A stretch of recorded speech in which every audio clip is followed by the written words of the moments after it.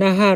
578ตั้งแต่ตถารูปัสสะกถามัคคัสสะสามีหุตวากเถติณอิตเรเป็นต้นไป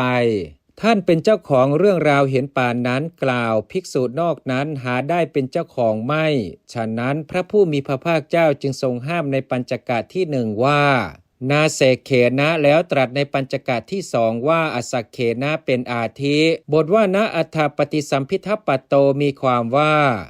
เป็นผู้บรรลุปฏิสัมพิทาคือเป็นผู้บรรลุญาณอันถึงความแตกฉานในอรรถกถาหาไม่ได้บทว่านัตธรรมปฏิสัมพิทัปปโตมีความว่าเป็นผู้บรรลุญาณอันแตกฉานในภาษาคือโวหารที่จะพึงกล่าวหาไม่ได้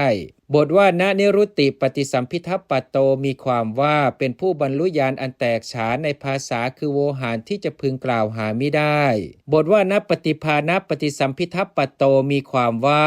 มิได้เป็นผู้บรรลุความแตกฉานในญาณทั้งหลายมีอัฏฐปฏิสัมพิทาญาณเป็นต้นที่นับว่าปฏิภาณวงเล็บคือไหวพริบสองบทว่ายถาวิมุตตังนปัจเจเวคคติมีความว่าเป็นผู้ไม่ได้ใช้สติเครื่องพิจารณา19ประเภทพิจารณาจิตตามที่ผลแล้วด้วยอำนาจผลวิมุตติ4อย่างคำที่เหลือในบททั้งปวงตื้นทั้งนั้นฉะนี้แลภิกขุณีวัคคะวันนาจบวินิจฉัยในอุปาหิกาวรรคพึงทราบดังนี้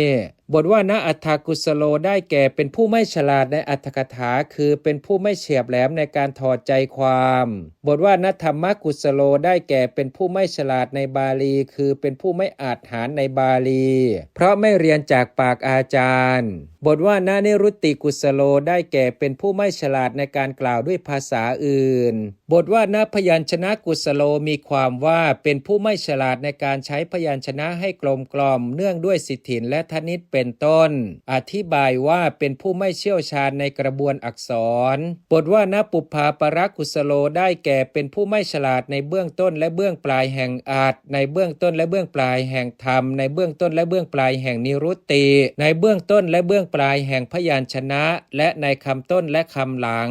บททั้งหลายมีบทว่าโกทโนเป็นต้นพระผู้มีพระภาคเจ้าตรัสแล้วเพราะเหตุที่ภิกษุผู้อันความโกรธเป็นต้นครอบงำแล้วย่อมไม่รู้จักเหตุและมิใช่เหตุไม่สามารถจะตัดสินได้